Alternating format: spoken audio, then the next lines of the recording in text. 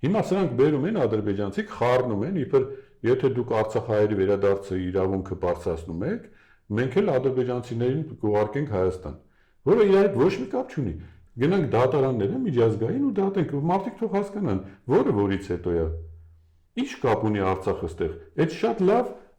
օրինակ կլինի, որպեսզի մենք այդ դատերը շահենք։ Այո, ենթադրենք, մենք համաձայնվում ենք, դուք ասում եք, որ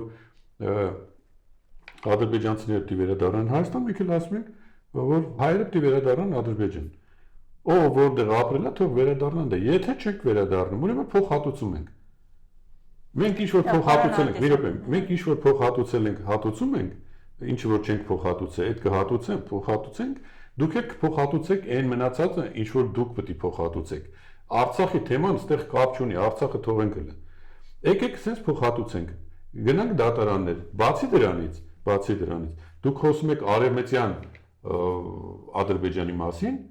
մենք էլ պետք է խոսենք արևմտյան Հայաստանի մասին։ Թուրքերն էլ պետք է փոխհատուցեն մեր ցեղասպանության զոհերին եւ այն տարածքները, որը իրանք հիմա գրավել են ու պահում են իրանց ձեռքում։ Այսինքն, եկեք գնանք միջազգային դատարաններում դատվենք։ Սրանք լեզու չունեն, չեմ հասկանում, չեն կարող խոսան, թե համաձայն են այդ ամեն ինչին, ինչ որ նրանք ասում են։ Այդ ամբողջ խնդիրը սրանում է, որ սրանք համաձայնվել են նրանց հետ, հետևաբար ոչ մի խաղաղություն չի լինելու։